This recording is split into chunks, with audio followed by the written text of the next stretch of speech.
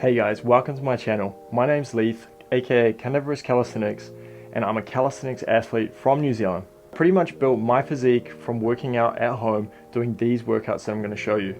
You can do all of this in your room, and all you need really is a couple of books, and I would recommend, if you can, a door pull-up bar. But don't worry guys, if you don't have a pull-up bar and you can't get one, I'm going to show you how to do some back exercises without one.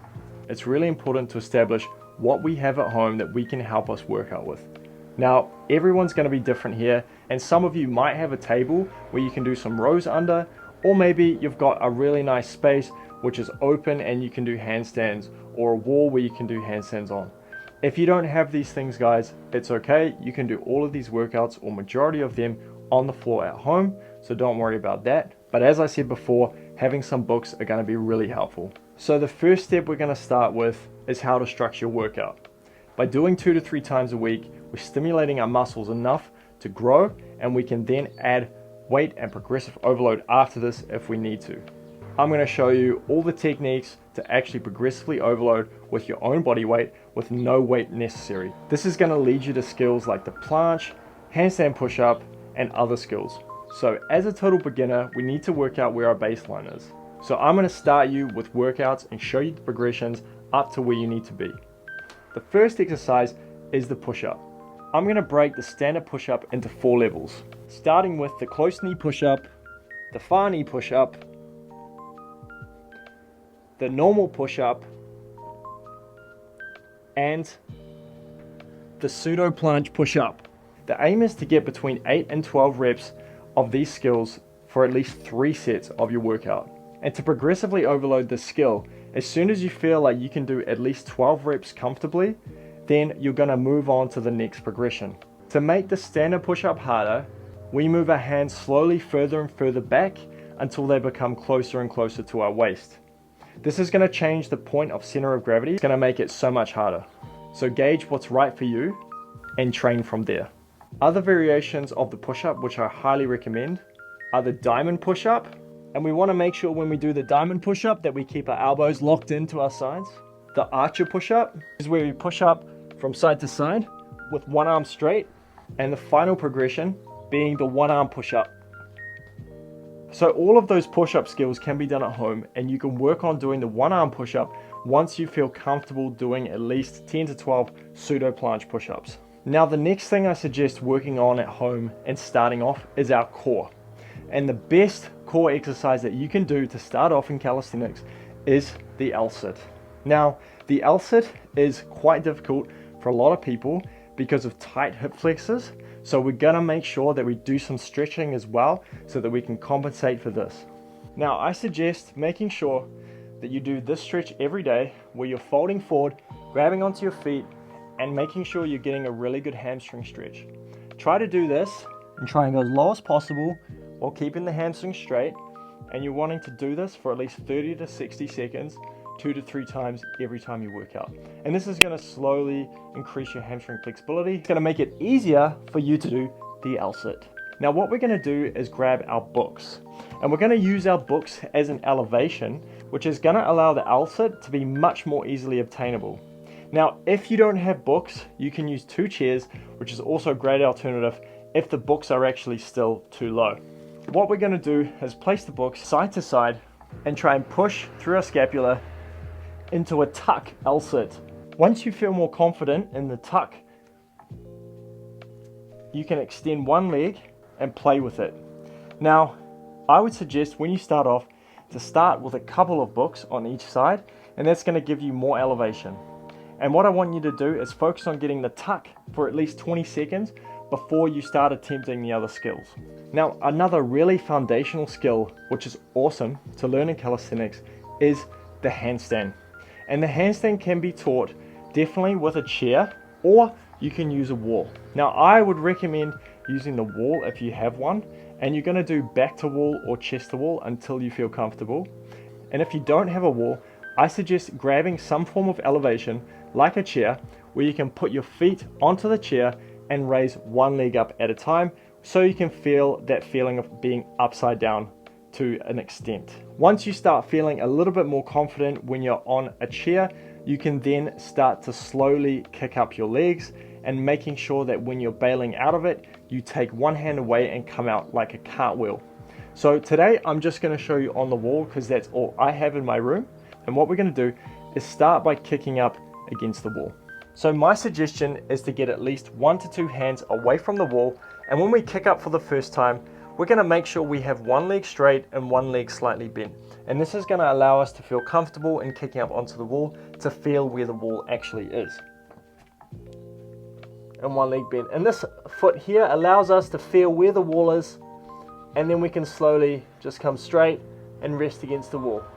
Now for starting, this position is fine, but once you get more confident, what I want you to do is do the chest to wall handstand. Now, the reason why this is because the back to wall handstand doesn't really give you a good handstand form. It can get you the hold and it can give you a good amount of time on your shoulders to build strength and stamina, but it's not going to give you a good form. So that's why we incorporate both the back to wall and the chest to wall handstand, so that we can work on both areas and get confident. With the chest to wall handstand, start by putting one foot on the wall and then the other. And if this feels as far as you can go, that's fine. Try and lock out your shoulders in this position and breathe. Now, if you can feel confident in coming further and further closer to the wall, that's great. The aim is to get as close as possible until you feel comfortable. Now, the scariest thing is coming out of the chest to wall handstand, and the way to come out normally would be to cartwheel, but I can't cartwheel in this position, so I'm going to slowly walk out. So the reason why when you're in a small room, I wouldn't recommend starting with the chest to wall handstand is because you don't really have the strength there. And when you're in a small room, there's a chance where you can fall and hit something. So by doing the kick up of back to wall, you can actually control with that one leg being bent, you can control what's happening, and it's easy to bail out of. Whereas the chest to wall is not so easy to bail out of if you're not experienced. Another core exercise that you can train at home is the hollow body hold. The hollow body hold is a position where we're lying on the ground with our back flat against the ground and extending our legs out. We want to be extending our legs in a position which feels comfortable, where our lower back is feeling supported, and we're using our core to keep it flat on the ground. If the lower back starts to come off the ground, we've gone too far and we need to regress. Start with your back flat on the ground and then roll your shoulders forward, keeping your arms by your sides and your lower back flat. As you get stronger, you can extend your legs further out, doing a single leg or a straight leg and trying to keep your core engaged the whole time. If this is too hard, you can then also raise your legs and it's going to make it easier for you. You're going to aim to hold this position for at least 30 seconds. If you do this exercise in unison with the L-sit, you're going to get a really strong, tight core, which is going to benefit all of your other calisthenics exercises. Another really useful beginner skill is the frog stand. And the frog stand is a skill which is going to benefit our handstand and our balancing ability. To do the frog stand, put your elbow into the crevice of your knee. Do this on both knees, putting your hands on the ground and slowly leaning forward. Now I recommend that you put a pillow in front of you for the first time, because there is a chance that you will fall flat on your face. So bear that in mind. But otherwise, we're aiming to hold this position for at least 20 to 30 seconds. So as we lean forward, we can come into here and balance. Now when you start also, I suggest you do dynamic versions of this. So meaning you go in, you try and hold the position for about 1 second, and you come out of it and you can do 10 to 12 reps of this. Now this is a skill, so you shouldn't really be going to a fatigue point, but it's more so about learning how to feel balance. So coming in, coming out, and you can come with one foot coming off at a time, which might help you. And then the aim is just to hold that position, and you're going to try and hold that for at least 20 seconds. Now to do our back at home is a little bit more tricky, because the back requires a pulling motion or a lifting motion backwards to get a stretch and to strengthen. So we need some sort of resistance in these planes of motion to give us some building of back muscle. So the way we're going to do this is you're either going to buy one of these pull-up bars, which cost me $12 New Zealand, and this pull-up bar can then attach to your door frame, and you can start doing pull-ups with a band, I would suggest, or you can do negatives as well. So negatives meaning you jump to the top and you go as slow as you can on the way down. Now, if you're saying to me, Leith, I don't have this, I have got a solution for you, for now anyway. I would highly suggest you still go outside, go to your local park or playground and use a bar. This is going to get you so much further. But if you just can't do that and you're not able, then what we're going to do is we're going to grab 2 towels. And for me, I'm going to use these things. They're slidey kind of things for stretching, but they help tremendously. And I highly recommend them as well. But if you don't have these, you're going to use this towel and you're going to slide on a slippery floor, okay? You're trying to make the floor as slippery as possible, because what you're trying to do is you're trying to pull against the floor. So what we're going to do is we're going to lie flat on our face here. And what we're going to try and do is we're going to try and pull up with our hands and back. Pull and back. And pull, squeeze the back together and back. And what this does is it works the back in a way very similar to a pull-up. Now, I'm not going to say that this is equivalent to a pull-up because it's not, but it's still going to give you a good back workout, and you can control the resistance with how much body weight you put down on yourself and how far you lean forward or back. So that's one that you can do. Again, the same thing, 10 to 12 reps, 3 sets. Another exercise for your back is elbow rows. And to do elbow rows, we lie on our back and dig our elbows into the ground almost in a 90-degree position to then squeeze our back together and come back down. The last exercise I'm going to show you is for more of an advanced beginner, but it's an exercise that I highly recommend that you incorporate, because this exercise will lead you to the handstand push-up or a press to handstand. And this exercise is the pike push-up. Now the pike push-up is deceivingly hard, and it's very easy to get this exercise wrong.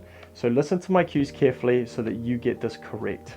Now for the pike push-up, we tend to see a lot of people starting in this position with a closed chest position and coming down and pushing up. And although this is still giving us a workout, it's not really working the muscles that we want to be working, which is predominantly the shoulder muscle. So what we need to do is we need to close our gap, and it doesn't matter if we keep our legs slightly bent, if your mobility is not so good, it's fine. The key is that we get the motion right in the push-up position.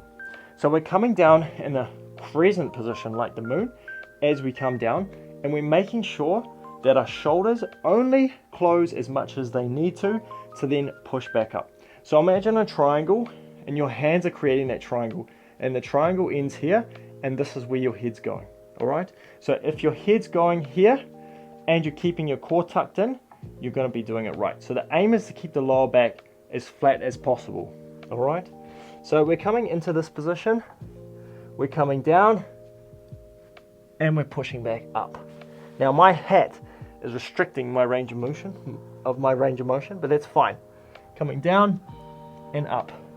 And the aim is to try and keep those shoulders activated the whole time, and not to come down and close the chest. We want to keep the shoulders